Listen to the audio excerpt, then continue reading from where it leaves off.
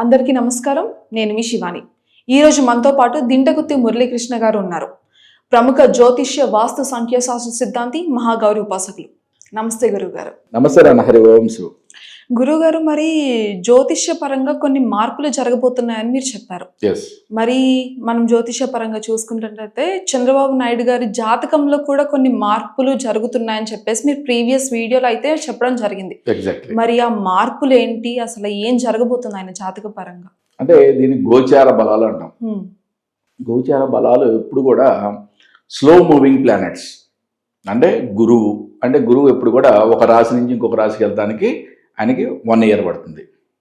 రాహుకేతువులు ఇవి ఒక రాశి నుంచి ఇంకొక రాశికి అపసవ్యంగా వెళ్ళడానికి 1.5 year 18 months టైం పడుతుంది అప్రాక్సిమేట్లీ. ఇవన్నీ కూడా ఎందుకంటే మధ్యలో ఒక్కొక్కసారి రెట్రోగేట్ అవుతూ ఉంటారు కాబట్టి అవన్నీ కూడా డిఫరెంట్ సబ్జెక్ట్. ఓకే, నెక్స్ట్ శని ఒక రాశి నుంచి ఇంకొక రాశికి వెళ్ళడానికి 2.5 years పడుతుంది. అంటే ఏవైతే చాలా స్లో మూవింగ్ ప్లానెట్స్ ఉన్నాయో ఇవి గోచారం అంటే రాశి చక్రంలో వాళ్ళ యొక్క మూమెంట్ ఒక రాశి నుంచి ఇంకో రాశికి మారినప్పుడు ప్రతి జాతకునికి కూడా గోచార బలాలు మారుతూ ఉంటాయి. అంటే కొంతమందికి పాజిటివ్ రావచ్చు, కొంతమంది నెగిటివ్ రావచ్చు. ఓకే, ఇప్పుడు మనకి మే 18 నుంచి గురువు యొక్క సంచారం వృషభం నుంచి మిథునంకి మారుతుంది. At the same time Rahu యొక్క సంచారం మీనం నుంచి కుంభంలోకి అపసవ్యంగా వెళుతుంది. ఓకే, ఇంచుమించు అదే టైంలో కొంచెం ముందర శని కూడా కుంభం నుంచి మీనంలోకి మారుతుంది. అంటే అన్ని ఒకేసారి ట్రాన్సిట్ అనేది జరుగుతుంది. పెద్ద గ్రహాలు 3 కూడా ఒకే పీరియడ్లో ట్రాన్సిట్ జరుగుతుంది. అంటే కొంచెం ఒక డేస్ అటు ఇటుగా ఒకే టైంలో ట్రాన్సిట్ జరుగుతుంది.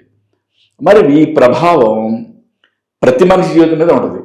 ఓకే, కాకపోతే మనం పర్టికులర్గా ఎవరి గురించి మాట్లాడుకుంటాం, ఏ సెలబ్రిటీస్ గురించో, ఓకే, ఏ రాజకీయ నాయకుల గురించో మాట్లాడుకుంటాం. జనరల్గా నీ యొక్క జాతకం మీద ప్రభావం ఉంటుంది, నా జాతకం మీద ప్రభావం ఉంటుంది, అందరి జాతకం మీద ప్రభావం ఉంటుంది.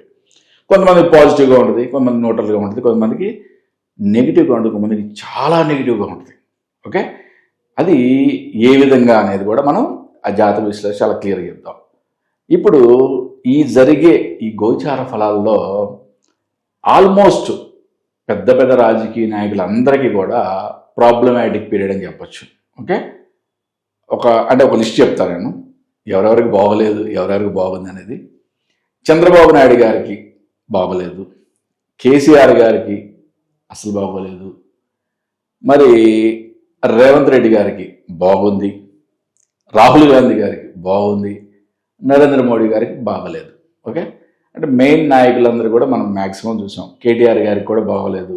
ఓకే, గోచార బలాలు చాలా వీక్ అయినాయి. అంటే ఎప్పుడు కూడా గోచార బలాలు వీక్ అయినప్పుడు వాళ్ళు ఆ బలం పెంచుకోవడానికి ఏ సంబంధిత గ్రహాలకు సంబంధించిన పరిహారాలు చేసుకోవడం ద్వారా చాలామంది మళ్ళీ అడుగుతారు, పరిహారాలు చేస్తానే అయిపోతే వాళ్ళ పనుల్లో ఉంటారు, అక్కడెక్కడ పరిహారాలు చేసి తీర్థిస్తే అయిపోద్దా? ఓకే, ఒక రూపాయలో 10 పైసలు వందో 5 పైసలు వందో ఆ యొక్క ఫలితం ఉంటుంది కంపల్సరీగా. కానీ జాతకుడు ఎవరైతే అంటే కేసీఆర్ గారు కేటీఆర్ గారు లేదా చంద్రబాబు నాయుడు గారు, తను దైవ బలం ఎలా పెంచుకోవాలి? ఓకే, ఎప్పుడైతే ఈ యొక్క గోచార బలం వీక్ అయినప్పుడు, తన జాతకంలో గోచార బలం వీక్ అయినప్పుడు దైవ బలం ఎలా పెంచుకోవాలి అనేది చాలా ఇంపార్టెంట్. మరి మన యొక్క చంద్రబాబు నాయుడు గారి జాతకం మనం మాట్లాడుకునేది, ఆయన యొక్క జాతకం ఏ జాతకం అయితే మనం 2023 కూటమి విజయం దగ్గర నుంచి, ఓకే, నెక్స్ట్ ఆయన జైలు నుంచి ఎప్పుడు విడుదలవుతాడు అక్కడి నుంచి మనం మాట్లాడుతూ వస్తున్నాం. కూటమి విజయం గురించి, కూటమి విజయం ఎంత ఈజీగా ఉంటుందని మేము వేసామో ఆ జాతక చక్రంనే మనం విశ్లేషణ చేస్తున్నాం. ఓకే, సేమ్ అదే పేపర్. ఓకే, చంద్రబాబు నాయుడు గారు 24/1950 నారావాలిపల్లిలో పుట్టారు. ఇప్పుడు ఈయనకి అంటే ప్రజెంట్ గోచార గురువు చంద్రుడితో కలిసి ఉన్నాడు. అంటే 2024 మే నుంచి 2025 మే వరకు కూడా ఆయనకి పాక్షిక గజకేసరి యోగం అంటాం. ఓకే, కాబట్టి ఆయన యొక్క ఇంటెలెక్చువల్ అద్భుతంగా ఉంది. ఇప్పుడు ఏమవుతుంది, వృషభంలో ఉన్న గురువు మిథునంలోకి సంచారం చేస్తుంది. రేపు మే 18 నుంచి మిథునంలోకి వెళ్తుంది. మీనంలో ఉన్న రాహు, గోచార రాహు కుంభంలోకి మారుతుంది. కుంభంలో ఎవరున్నారు? ఆల్రెడీ ఆయనకి జన్మ గురువు, జన్మ శుక్రుడు ఉన్నారు. అంటే జన్మ గురువు, జన్మ శుక్రుడి మీదకి రాహు రావడం అంటే ఆయన యొక్క ఆరోగ్య రీత్యా కొంత ఒడిదుడుకులు ఎదుర్కోవాల్సిన అవసరం ఉంటుంది. ఓకే, శుక్రుడి మీద కూడా రాహు యొక్క దృష్టి పడుతుంది కాబట్టి, రాహు యొక్క సంయోగం పడుతుంది కాబట్టి, అంటే శుక్రుడు అంటే తన భార్య. ఓకే, ఆయన భార్యకి ఆరోగ్య సంబంధిత ప్రమాదాలు వచ్చే ఛాన్సెస్ ఉన్నాయి. మరి గోచార గురువుకి, గోచార రాహువుకి కూడా సంబంధం ఏర్పడింది. అంటే జన్మగురువు, గోచార గురువు ఇద్దరు కూడా ప్రాబ్లమాటిక్లో ఉన్నారు. అంటే ఏంటంటే ఆరోగ్య సమస్య చాలా తీవ్రంగా వచ్చే ఛాన్సెస్ ఉన్నాయి. అంటే ఆరోగ్య రీతి చాలా జాగ్రత్తగా ఉండాలి. లేదా అంటే ప్రయాణం చేసేటప్పుడు, ముఖ్యంగా ఇక్కడ ఈ గురువు యొక్క ప్లేస్మెంట్ చూసినప్పుడు వాయు సంబంధిత రిలేటెడ్, అంటే వాయు ప్రయాణాలు చేసేటప్పుడు చాలా కేర్ఫుల్గా ఉండాలని చెప్పచ్చు.